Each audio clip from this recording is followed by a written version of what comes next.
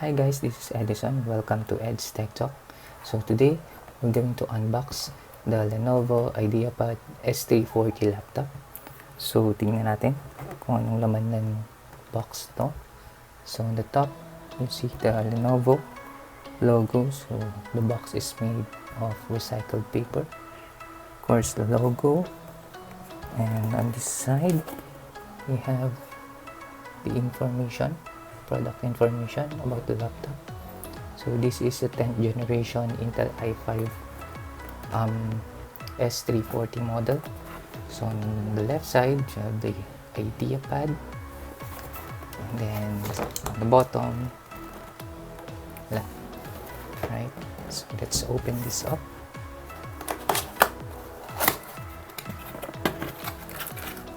Okay, so yeah, so you have the styrofoam covering. So on this side we have the 65-watt charger. So this can charge the laptop really fast at 65 watts. So let's remove this styro.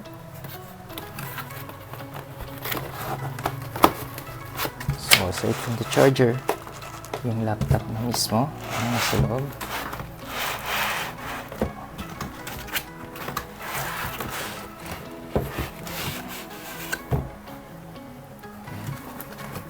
So we have the product information, setup guide, and the safety and warranty guide,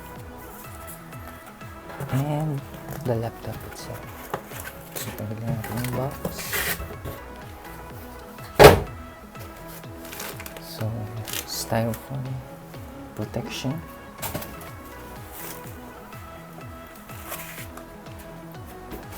And of course, the Lenovo IdeaPad laptop. So this is a 14-inch laptop. So it's pure black on the outside. This is the Onyx black version. So you have the Lenovo logo here. So on the underside,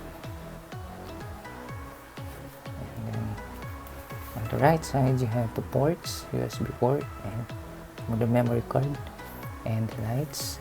And on the left side you have the power adapter, the HDMI port, USB-C port, and the headphone jack. So yan.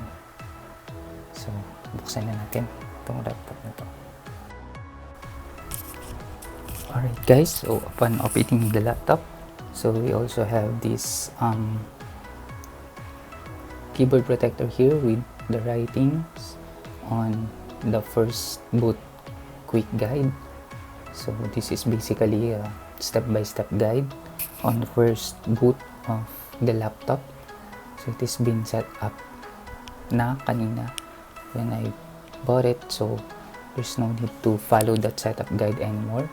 So this is the laptop itself. So it is the Core i5 10th gen processor with an NVIDIA MX 230, 2GB of graphics card. So this is a 14-inch laptop. It has 256GB of SSD and 1TB of hard disk storage. So when you boot it up, it's really fast. So let's open this up. So it boots up really fast.